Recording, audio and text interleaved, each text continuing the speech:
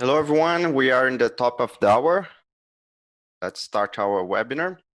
I hope everyone is well and safe today. So good morning, good afternoon, good evening, depending on your location.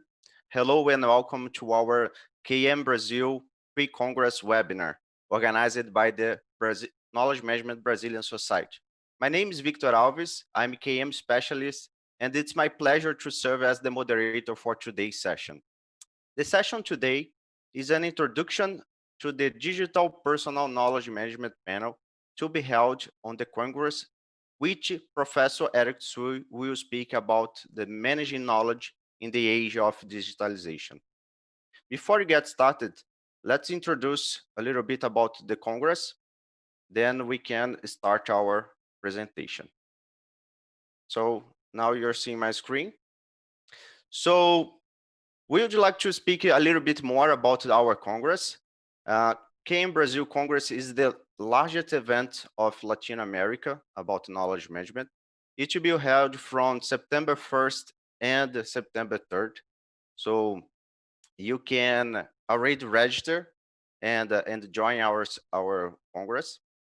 So the topic will be about digital transformation and knowledge management, new ways of thinking, knowledge creation and analytics, created knowledge and deep learning, machine learning, and the need of knowledge workers, and how to reduce the need of mechanic jobs and things, jobs that are repeated.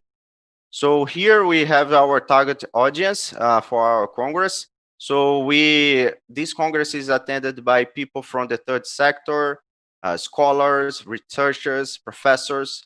We also have some managers and practitioners about that practice knowledge management, as well as specialists, consultants, and people from the C-level, chief knowledge officers, directors, and executives from the private and the public sector.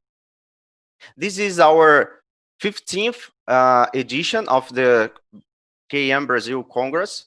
So this Congress has not just panels, but also papers to be presented. So feel free to join us on this. These are some of our agenda. So you can see here in the first day, we have some topics about the partnership between universities and companies and research in knowledge management and innovation. We have also our, in the afternoon, our keynote speaker. Our keynote speaker is the CKO from Technip FMC, oil and gas leading service company in the industry. So in the second day, we have some panels about future of work and supply chain knowledge management, digital PKM. This webinar here is part of this panel as well, how personal knowledge management can affect our learning and help our learning. We have some topics and panels about innovation as well, and a lot of others panels in the third day as well. So this is our keynote speaker confirmed. King Glover is a seasoned professional, well experienced in knowledge management with more than 20 years of experience in knowledge management. And these are others speakers confirmed to our session here in the KM Brazil Congress. So a little bit more about the SBGC. SBGC is a non-profit organization with the purpose to share and to help the people in this knowledge economy, the network economy, how to thrive and how to succeed in this new economy. And we help with the lectures, with events, with the courses and congress like this one that we will do. So if you are not part of the SBGC members, please join. It's a great opportunity, a lot of discounts and benefits to be a member. And this is the site. Please join there and see what we'll do. So now, before you get started, I would like to do some a couple reminders. If you have a questions for today's session, we'll have a question and answer after the presentation. So please send your questions, then we can see and reply at the end. And this session will be recorded and it will be available on the YouTube channel. Okay. And now it's my pleasure to hand over to Professor Eric Tsui. Professor Eric Tsui had spent 16 years in industry with computers, Science Corporation in Australia, taking on various capacities, including Chief Research Officer and Innovation Manager. He also joined the PolyU, the Hong Kong Polytechnic University, and his specialty are areas like knowledge technologies, include search engines, portals, personal knowledge management, personal learning environments, and the knowledge cloud services. Professor is also a honorary advisor of KM and Community of Practice to 3 Hong Kong government departments. And in the past decade, he has supervised or involved in more than 200 KM projects in Hong Kong, Asia, and Australia. In 2014 and 2018, he twice received the Global Knowledge Management Leadership Award, among many others awards on his use of technology to support teaching and learning. And he has twice listed as an outstanding and exemplary academic in PolyU last 2 annual reports. So it's the pleasure to have you here with us, Professor. Now it's time to hand over to you. Thank you.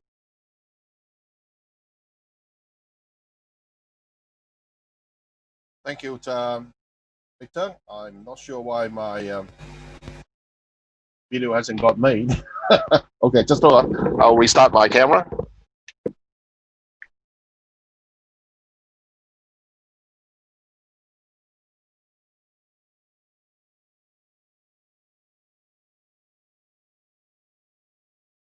No, I don't know why it doesn't pick me up. Maybe it doesn't like me. Yeah, maybe your camera is closed. When you open, I think it should show you the camera on the computer. Connect the USB and reconnect it. I'll do it again. Okay.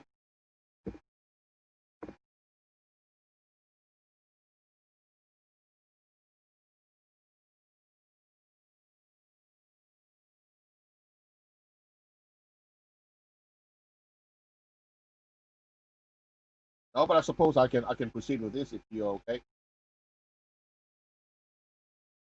Okay. Otherwise, I would have to reboot the PC, which may take a few minutes. So it's up to you.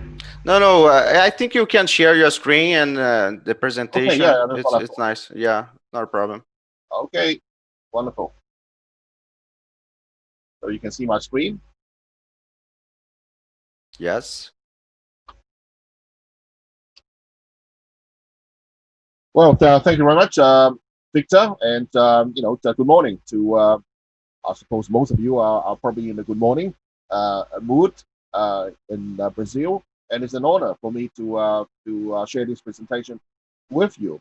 And I'm very excited about sharing with you about what I have planned to do.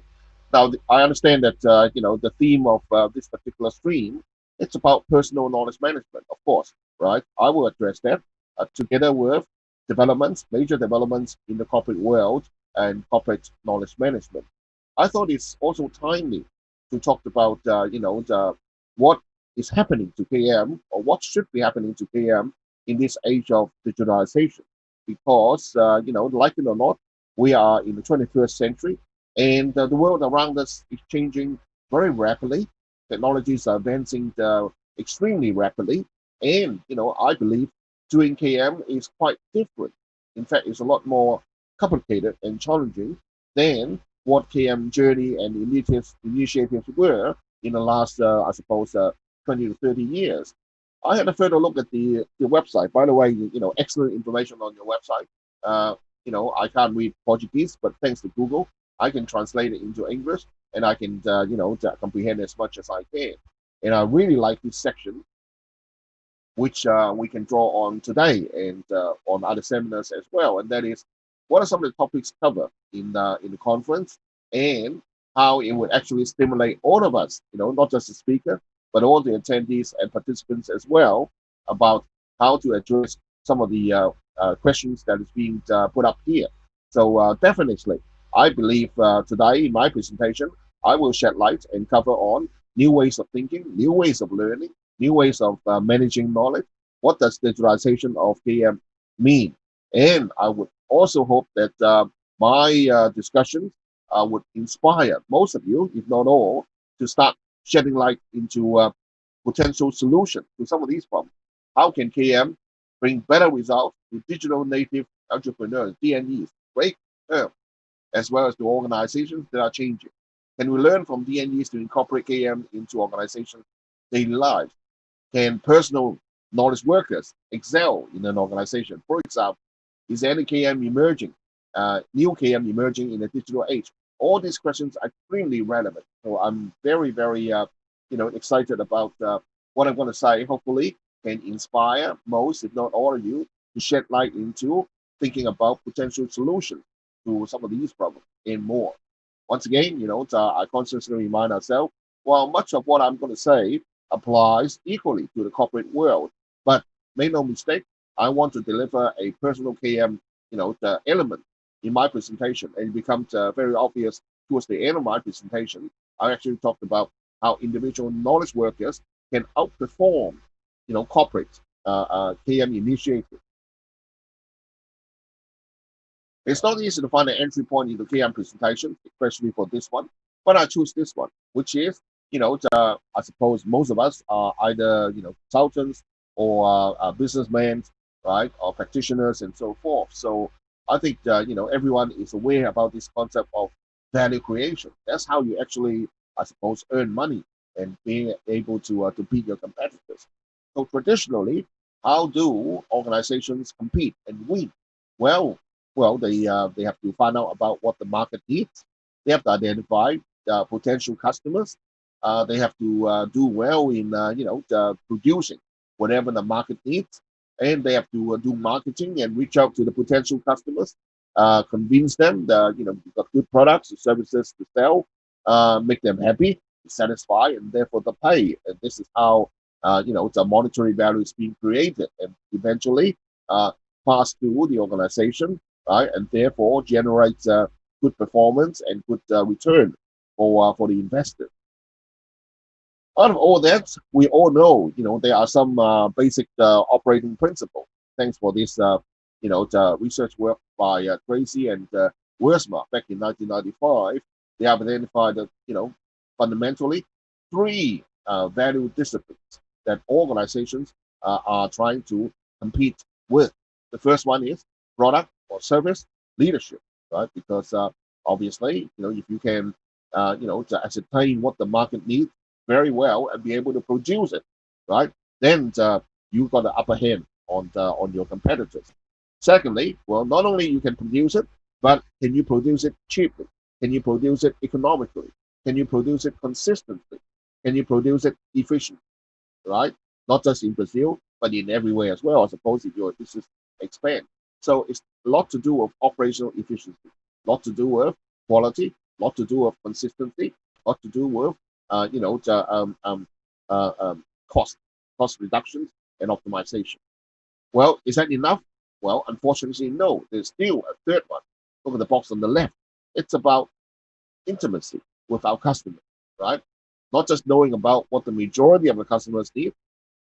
In order to be excellent, you have to know individually what customers want, right? So that you can actually customize your offering.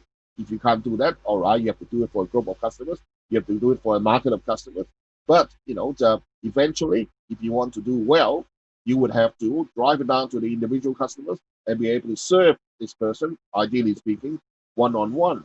Now, to say that is easy, everybody knows. In the real world, everything competes, right? Nothing is perfect, and therefore, no organization, even the world's most successful organization, cannot, excel in all three dimensions. If you can manage two of them, to 85% or more, you are very good already. You should be, riding on top of the world. You cannot, win all the three. Well, that said, that that was That's still true today, but it's not enough. We're living in the age of digitalization. What does that mean? Being able to do it consistently, fast enough, is not enough to come out ahead of the pack. We have to invent new things. We have to be innovative. We have to do things a different way, yet crack the market and land on new segments and new customers. Well, I'd like to take everybody to a journey of industrial revolution. Right now, we are at the onset of the fourth industrial revolution, but in the next 2.5 minutes, we're going to go back to the first industrial revolution and then see how it actually evolved to the fourth one. And I want you to pay attention to trying to pick up what exactly is the element that propel us into the fourth industrial revolution, and what are the critical success factors that would lead to success for organizations in the fourth industrial revolution. This video is taken out from one of our massively open online courses on Industry 4.0, but it's I would say 97 relevant precisely for this particular content. So here we go. Modern society has gone through 3 major eras of industrial revolution. Driven by the invention of steam and water power, the first industrial revolution took place in the early 19th century. However, work in all industries was still highly labor-intensive. Wide application of electrical technology hailed the second industrial revolution in the late 19th century, when manufacturing plants were built, laying out the infrastructure and processes for the mass production of products. Digitalisation in the 20th century gave birth to the third industrial revolution. Computational and data analysis technologies ensured consistent and efficient operation of processes. And machines could acquire a very basic form of intelligence to support decision-making. With the advancement of big data, cloud computing, data collection and transmission devices, software, and increasingly connected societies, we have stepped into the fourth industrial revolution, or Industry 4.0, and it is symbolized by the real-time smartness exhibited by machines. So what exactly is the fourth industrial revolution? What's it like living in a world of the Internet of Things? Just how smart can machines be? Will robots take over our jobs? How can organizations and individuals be best prepared for the onset of this disruptive force? This online course covers these fascinating topics and more. It is truly an eye-opener into smart products and services for future living. In a factory, such smartness can be manifested as the intelligent diversion and automation of processes, cyber-physical systems for enhanced modeling to support product design,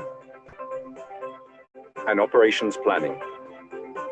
A smart product can even predict its own potential breakdown, and thus alert the user to carry out preventative maintenance to avoid unexpected breakdowns.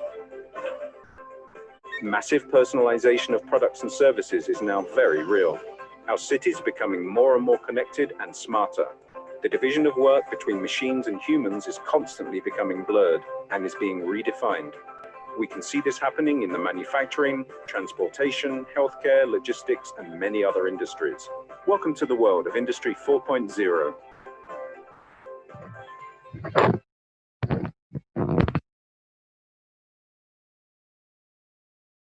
Well, like it or not, we are all embarking into this new world of Industry 4.0. In reflection, I hope you enjoyed that video. But what is precisely the winning elements as highlighted in that video for all of us who wants to excel, both individually as a knowledge worker and also helping our organizations, our societies, our countries to excel? What are the pivotal elements that lead to success? Think again, how's it related to knowledge management? I said earlier that today, being able to do something fast enough, sharp enough, accurate enough, it's still not the winning formula. Why? Because we need more innovation. No matter how fast you cannot beat a computer. You cannot beat robot, right? And repetition is not the winning ticket. You need repetition, you need automation, but you need a whole lot of other things as well. Going back to that video, what were some of the things that, or at least one thing that came out so strongly that lead us to believe that it holds the key to success? To me, it's about data, right? Now, we may have forgotten all about it because we focus too much on knowledge, on managing knowledge. But make no mistake, data helps to derive information, and good information also help us to derive knowledge. So, good collection of data, good analysis of data can help us to derive information, and this information can be operationalized to generate new knowledge, to create new opportunities, right? Whether it's for business, for learning, and for other purposes. And that is a source, a wonderful source of innovation that is coming into organizations. So if you are an organizational workers, start thinking about what sort of data that organization possesses or should be possessing, so that you can try to make use of it in order to create or explore, at the very least, new opportunities. So back to data, right? And I think we don't need to mention in the 21st century, in the age of digitalization, we are surrounded, we are submerged by data. Just so much data around us. The technology is catching up, thank you, and helping us to store this data, helping us to process this data. But the most striking things is about the combinatorial effect.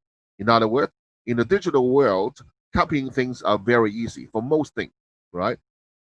Definitely, data, digital networks, information, documents, right? All these things can be copied very easily and instantly.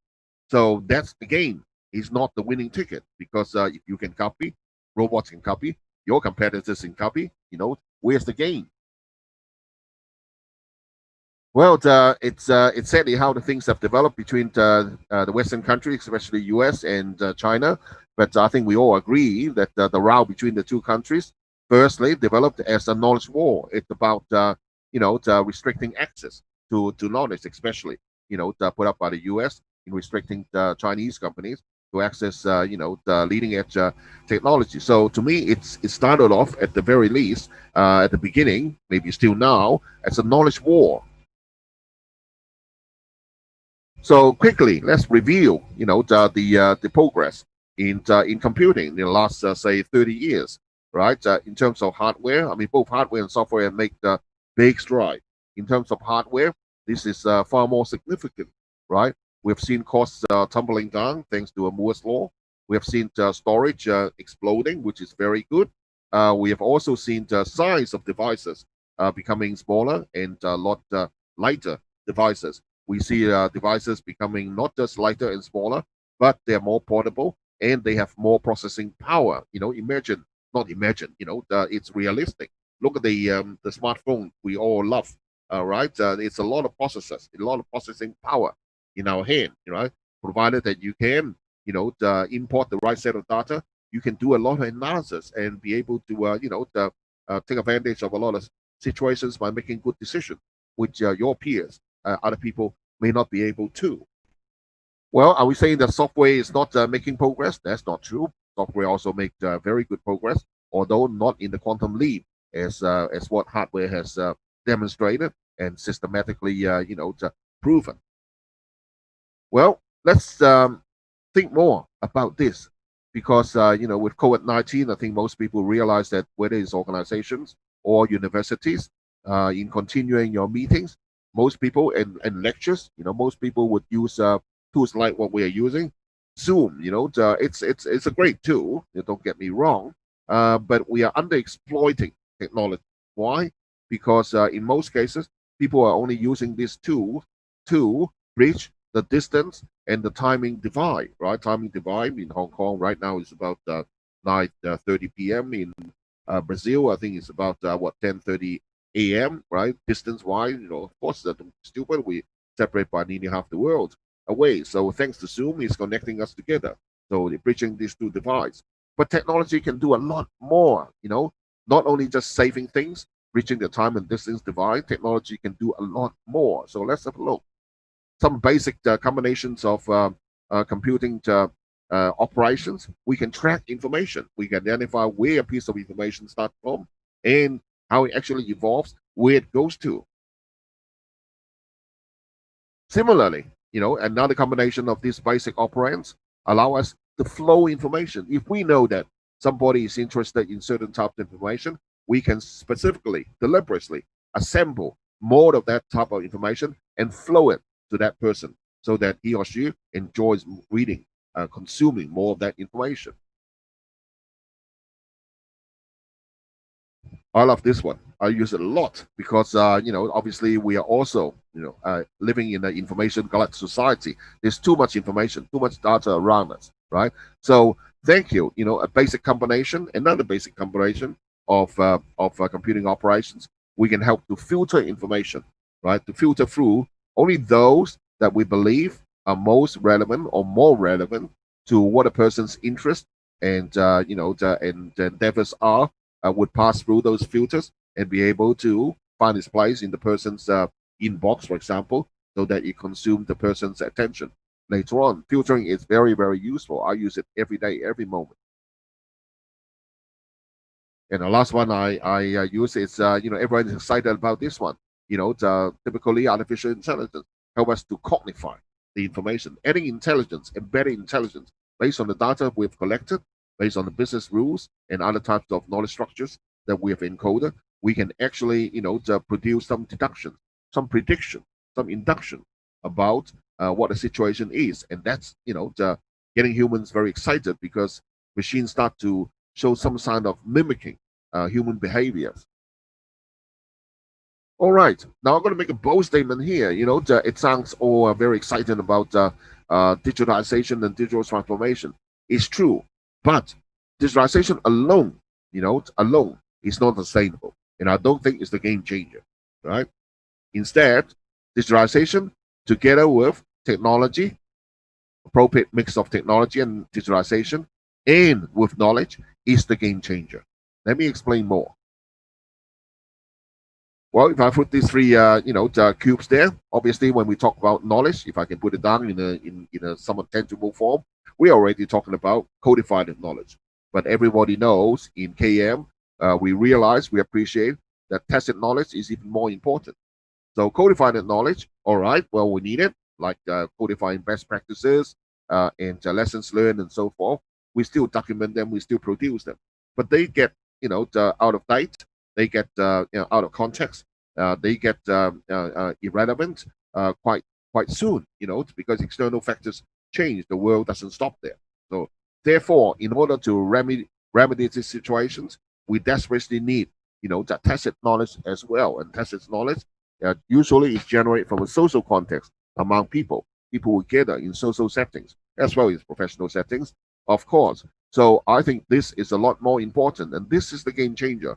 Digitalization with technology, but also the people element and people connections with trust, because this is, according to what we know about KM, trust underpins a lot of the sharing and a lot of the, the quality and authenticity of the information that is flowing through the network.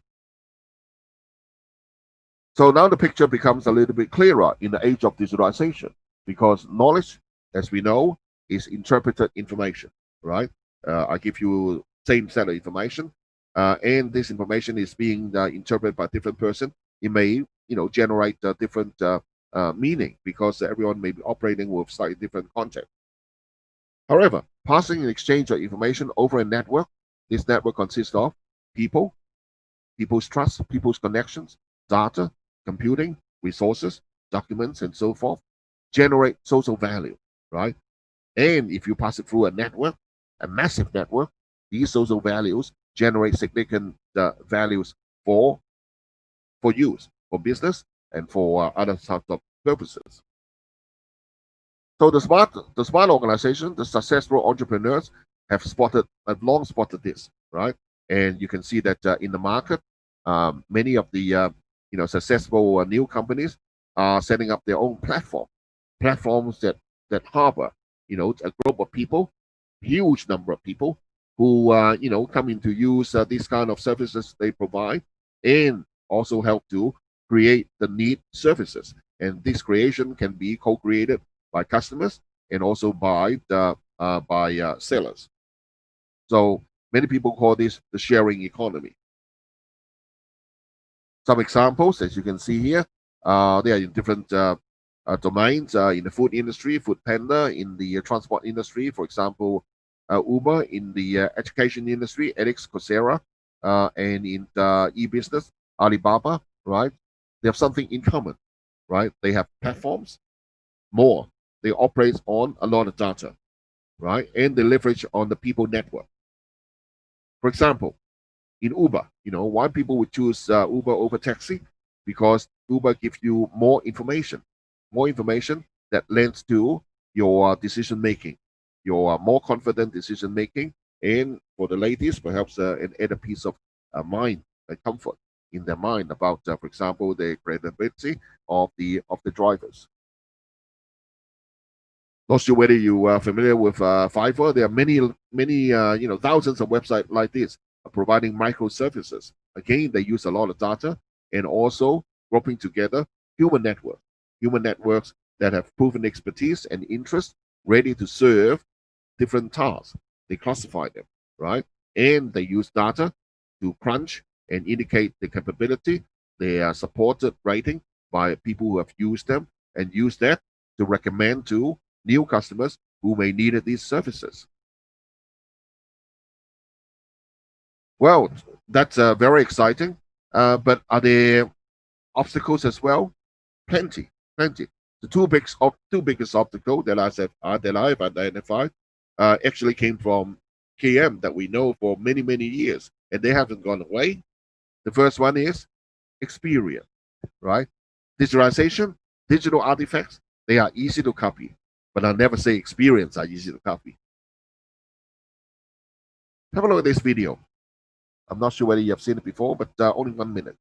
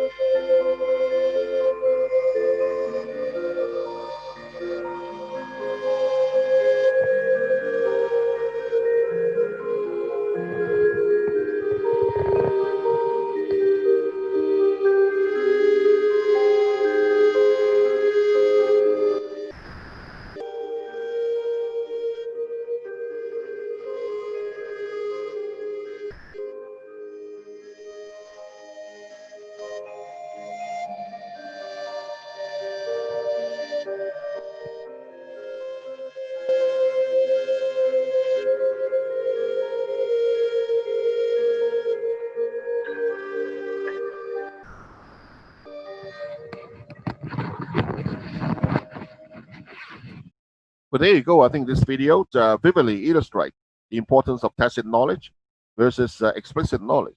There's no documentation that you can document all possible situations about how to start the engine. So it's the intuition, it's the experience of this very experienced engineer who knows where to tap and solve the problem immediately. That's all tacit knowledge. Well, I thought it's wonderfully illustrated. Well, the second one is trust. Again, the building trust in physical environment is already not easy. So building e-trust in the world of digitalization, I think, is even more difficult. I'm no expert in trust, so I hope that there's more research to close the gap here. But I'm going to move on to the third point, which the individuals and computer scientists can help a lot, and that a lot of technological firms are working on this one. It's called generative values. What are they? Well, it's descending from the traditional KM that we know in the last 20 years, providing information on a timely basis to the right person, to the right group, in context, right, with recommendations for quality and for preferences, and also make it easy to access, right? So all these things and more, plus personalization, of course, and more, are valuable, extremely valuable in the age of digitalization. We're talking about speed. We're talking about smartness. We're talking about the innovation. So all these things, if it can be ported to the world of digitalization, it will give you an advantage. But again, because being digitalized, the advantage cannot sustain unless you constantly have newfound knowledge. So I want to just distill and say that in order to success in the digital world of KM, in fact, only 3 simple words there. Data. What data you need? Can you process all that data? Can you obtain all that data? Do you know how to process the data? Do you know how to interpret it? Do you know how to operationalize by taking advantage of what's being revealed after you analyze the data? The cloud, we'll explain a little bit more.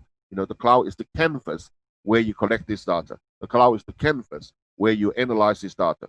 The cloud is the canvas where you reach out to expertise, including human expertise, to help process and operationalize the benefit from processing these data.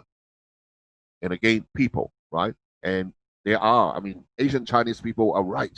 There are people in the cloud, right? Now I understand what that means. Because what that means to me is there are people that you can reach via the cloud.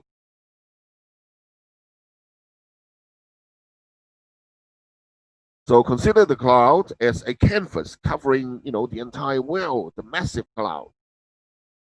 Right? Not only is a system for one company, for a large company, but it's a big roof that data are interoperable, systems are everywhere, and systems data are highly interoperable across the cloud.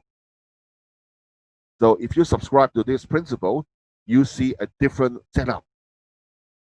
Why? Because with the cloud, of course, there are computer equipment, there are networks, software, services, and printing devices. Everything that the computing definition of a cloud contains, that's already in the cloud, of course. But again, let me help you to reframe it. A cloud is not a cloud unless there are people using it in a massive scale. So never underestimate the people in the cloud, the people who are using the software in the cloud. And these people very often use the cloud for different types of services. For example, in social services, what do you use the cloud for? Well, to build your social networks, your friends, like LinkedIn networks, and so forth, right? Learning networks. So these networks are being built with trust. These networks are being built with connection, and we should leverage on it. We should use software to find them and leverage on them. Then the rest is, you take it to a global scale. You have documents, you have software that actually assess and compile, activities, reports, statistics, trends, what have you, in all this cloud. And together, I call this the knowledge cloud, right? So if you subscribe to the principle of the cloud being a knowledge cloud, there's a lot of insights that you can generate from it, and not just insights, but actually, practical tools that you can develop inside the cloud and be able to put it into practice.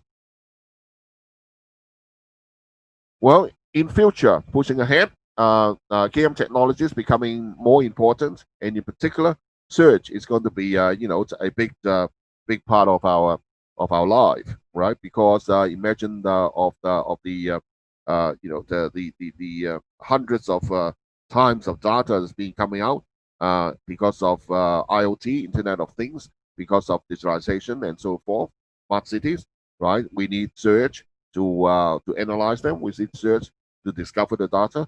We need search algorithms to make sense out of this data. Now, I won't have time for it, but Victor has a copy of my presentation, and you can also take a picture of this particular website where I have a 8 minutes video talking about the future behavior of search engine. So welcome. We play that on YouTube.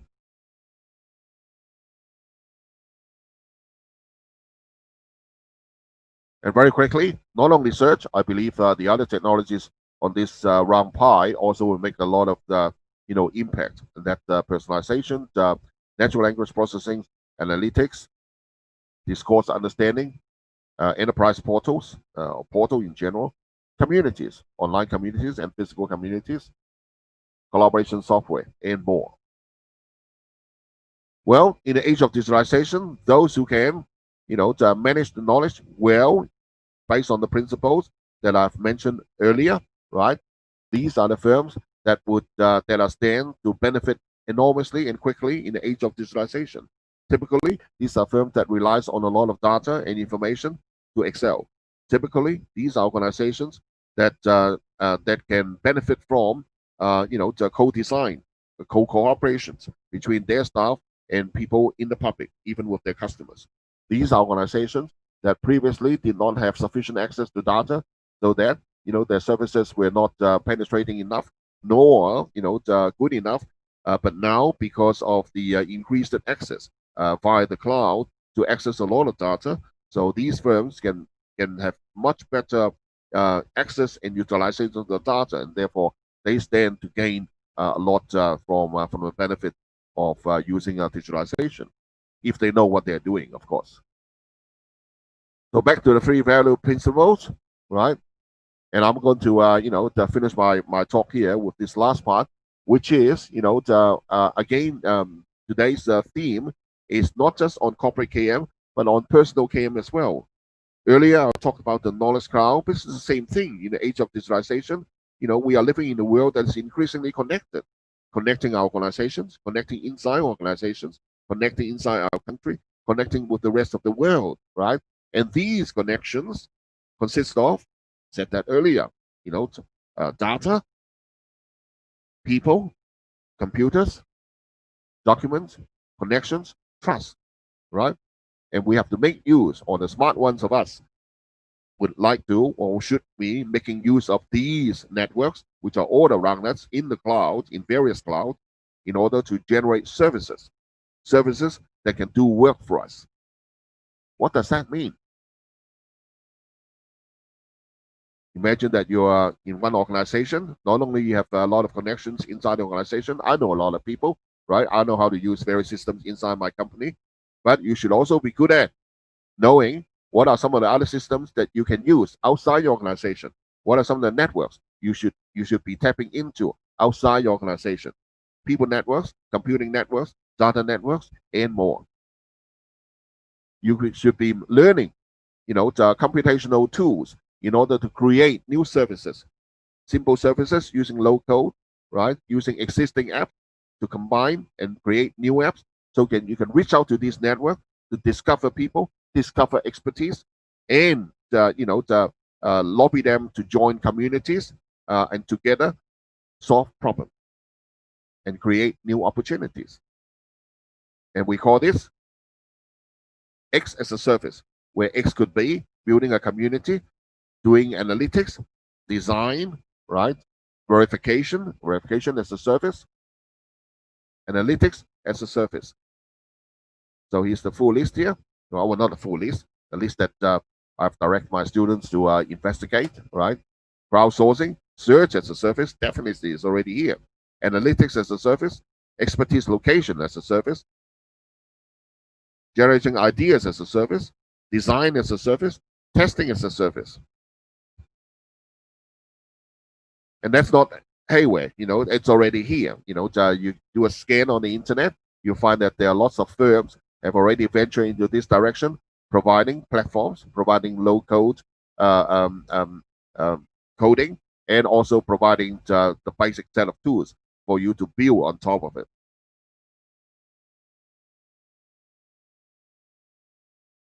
Well, if you just want to play around, here's one. It's been around for quite some time. Ifttt, right? If this, then that. It's at the user level. Everyone can create an account and play around with it. It allows you to connect with basic, simple if-then rules to connect and test various conditions. For example, you can say that, if San Paulo's weather is more than 32 degrees tomorrow, send me an SMS and remind me to bring a bottle of water out, right? Something like that, right? So you can actually create your business rule and park it in the cloud. And I've created plenty of these. More, I have for 10 years been configuring the personal learning networks with my students and now graduates, so that we can co-learn together. Even after they have graduated, even after they have finished university. So some of the people in the network, they are now professionals. They are graduate, right? Which is wonderful because this provides an environment so that students, graduates, professionals, and professors can continue to share, collaborate, and co-learn together. It costs nothing. we just have to continue to look at what are the available tools and make sure that those people who are in the network use the same common set of tools. And then all the rest you can further customize and build your own network.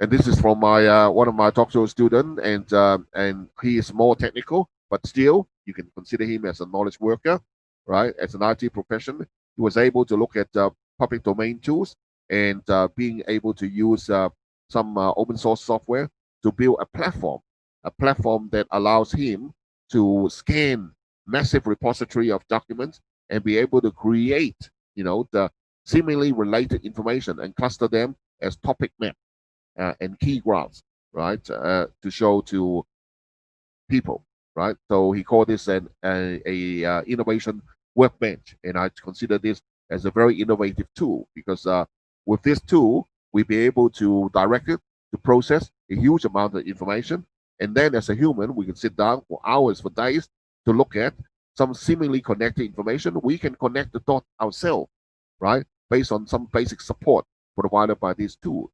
So with that, we can bridge the gap. We can explore potential opportunities.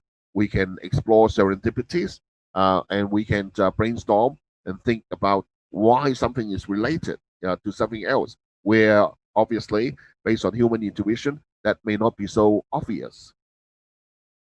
These are some of the tools in the future, right? As I said earlier, Tencent and Alibaba are, at least two of the firms that provide this kind of AI platforms and allows you to build tools. Why would they want to do that? I mean, this is very different from my PhD days 35 years ago. 35 years ago, when I was doing my PhD, my professor told me that if you have accomplished anything, don't tell people until you're published, right? But here, you have companies building platforms, open platforms, and inviting people to use free, right, to build on their platform. Why? Because they want to tap into your intelligence. They want to know what you're building so that they, the winner takes all because everything is built on their platform. Well, I think I like to stop at highlights. So to me, that's a high point. I like to stop there. And before I finish, this is the innovation tower of our university. Hopefully, COVID is gone very soon, and I hope that I can welcome many of your countrymen to come and visit our university. And once again, I'd like to thank the organizer for giving me the opportunity to deliver this short talk. I've enjoyed it. I hope you do as well. These are some of the books that have sparked my thinking, and also thank my research students for carrying out some of the detailed work that supported my presentation. And here are some contact information for myself as well. Thank you very much. I'm going to pass the control back to Victor Elvis. Thank you. I'm going to stop sharing the screen. Okay, thank you, Professor, for your time and your great presentation. I think it helps us know about this scenario, what the importance of knowledge management. So if you have any questions, please send to us that we can read. And while people send the questions, I would like to bring the first one here, Professor. Recently I have read an article that says about the knowledge organization, and in this article they say that we usually separate work from knowledge, and it usually harms the solution and slow down the execution because we separate knowledge of the work. And in a creative organization, they say that the work management will be transformed in knowledge management because they work with knowledge more often. And how do you see that? And what is the role of the PKM, the personal knowledge management, in this scenario? Well, thank you very much for the question. My reaction would be to try to embed some of the decision-making knowledge in your business processes, so that because in most cases, process cuts across different departments of an organization. So if some of the decision-making knowledge can be recorded, partially codified into the decision-making of the various decision point in the process, that would help the flow of knowledge and better justify to various knowledge workers why a particular decision was being made. So it enhances the flow of information of KM across the organization. Second point is, the community. I think community is a very powerful thing. Now, community doesn't sound like too personal, right? Obviously, if individual workers also have good personal KM habit and use, that would be very useful.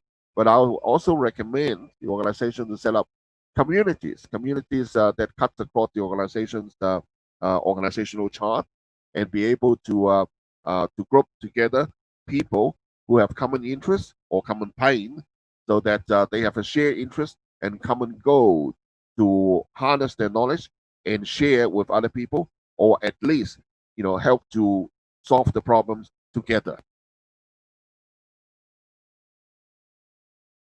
Okay, thank you, Professor Eric. So we have here, let me see. If you have any question, please send us here in the YouTube. Let me see here if we received any other. So let me see. And another question here. How do you see that the personal knowledge management, which methods do you think that can support not the personal knowledge management and help people be responsible for their own self-development, their own development? Which methods or which skills or process do you think can help the personal knowledge? Today, I would say that information and digital literacy are very important to help individual knowledge workers to identify uh, areas where they need to learn, to identify content, to identify experts where they should approach, either by joining a community or by learning from these people. But without the information and digital skills, they may not be very fruitful in identifying those sources. Okay, thank you, Professor. Let me see here. Anyone else? Yeah, I think you already mentioned in your presentation about the media, which people learn and which people connect, and how do you see how do you see that we can rethinking the media and the context which we learn? How can we do this? How can we prepare our environments to enable this kind of learning and this kind of self-direct learning or the personal knowledge management itself? Well, very good. In fact, it touches on some of my work in e-learning as well. Well, I've been doing two things, among other things that are especially relevant to what you are asking. Like I said in the presentation, I have operationalized the personal learning environment in every one of my subjects and in every delivery about 10 years ago. All right. So for each subject that I teach, I create a personal learning environment. Basically, it's an online community with automatic RSS feed. And I ask all my students to go in there, and I give them marks for contribution as well. So after a semester, of course, many students don't use it anymore, but over time, I still have about 10 to 15% of the student realizing that it's a good place to learn and continue to learn, they continue to use it. Okay. And that I also operate massive open online courses. I also direct my MOOC learners to use the same community as well. So by doing so, I actually merge together a platform that has PolyU students and also MOOC learners. And I think that's fascinating because I can always ask my students, have you learned anything from the learners outside, the global learners, right? Because they may have learned something which we have not discussed in the classroom. Another thing that I've done is I actually, especially due to COVID-19, I actually linked together classrooms of different universities, right? While we're delivering e-learning, I also do that, but my e-learning also reach out to a foreign university, right? So my students, together with students from the foreign university, technically in the same class, right? So together they attend my lecture. Together, my students also attend the other professor's lecture, and different groups of students from different universities take turn for role plays and also asking questions. And I think that's very exciting because it also helps to bridge the transcultural knowledge and collaborations for knowledge workers. Again, that helps to better equip our personal KM for all the knowledge workers. Okay, thank you, Professor. We have received here more two questions. One from Beto. Thank you, Beto, for the question. He asks, new economy is generating new configurations of organizations. How is KM, knowledge management, being reflected on those new configurations? Are the KM teams or departments, or are the KM teams or department or squads, or even KM strategies? Well, I think it's little to be presented as evidence at the moment. Many organizations are still stuck in the previous style of organizational structure, right? So I don't think I have sufficient evidence to conclude, but I can offer advice that we should try to flatten the organization as much as possible and try to provide services, services to all ranks of the society of the organization, rather than just to a specific unit of the organization. The other thing is KM journeys have to expand beyond the organization boundary, right? Of course, with security measures, right? So in the past, most of the KM initiatives are all within the organization, like gathering best practices and gathering lessons learned. But this is too slow and too few.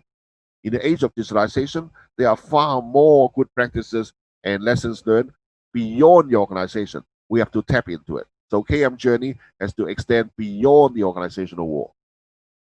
Okay, thank you, Professor. We have another one here from Andrea. Thanks, Andrea. In this networked platform environment, how much work will be carried out inside the organization and outside? I think it's about what you just said. Will workers be full-time employees, part-time contractors, hired on demand, and etc.? Well, again, I can't precisely answer that question, but what I can tell you is I think the winning formula should be, there are people who are workers in the organization, there are people who are outside the organization working together to co-create these services. Why? Because it's increasingly clear, no matter how big the organization is, you do not have all the capabilities and the dynamic and the agility to go after all those opportunities. You always need to tap into external networks to make your capabilities more dynamic. So with that at the background, chances are it is very, very likely that building of these services will be partially done by people inside the organization and also people who are networking with trust, but outside the organization. So therefore, trust become a very important factor. Yes, of course. Thank you, Professor. Yeah, the last question here, because we are heading to the top of the hour. So with the home office and all the COVID and the new normal that we have faced so far, do you think that the KM will change in the organizations because of this new environment? From what I see in Hong Kong, it's too slow to see a change. People are still very much stuck in the old style mentality. But innovation will come through very strongly. So I think KM by itself will not change. But innovation effort will force KM to evolve into a different form. Yes, I think because people you need to reach also the knowledge throughout the organization and be connected. So we need to help people to connect to this knowledge faster. That's right. So in yeah. future, the KM effort will be less so for gathering good practices. It will still continue, but less effort. There will be more on connecting networks and also generating knowledge from information and from data. Yes. Thank you, Professor. So we still have 1 minute here. let's here share quickly. We have some acknowledgement to do for today's session. Let me see here. So would you like to thank you, the translation services, Glossa, who helped us with this information, with this translation in real time. So thank you, Glossa, for this. Also, thanks to Uninove for providing this webinar today, and also SBGC for hosting this session with us today. And especially for the professor at Tsui, I know that your agenda is busy. You have delivered a lot of good learnings, and our thank you for you. And if you want, and if you have opportunity, please share a little bit more about your MOOCs, then people can attend and learn more with you. Okay, right now. Okay, Yeah, no, very yeah, briefly. Okay, very yeah, briefly. yeah, I have two MOOCs on ethics. You only need to go to ethics and search PolyU, and you'll be able to find it. First MOOC is on knowledge management and big data, and I've launched there since 2005, and we have about 60,000 registrants with about 3,000 people who have completed. Second MOOC is on Industry 4.0. And again, that one was launched about 2 years ago, and it's a very popular one, and we have picked up about 25,000 students as well. So I'll give you a hint. If you want to do it quick because the price is going up very soon.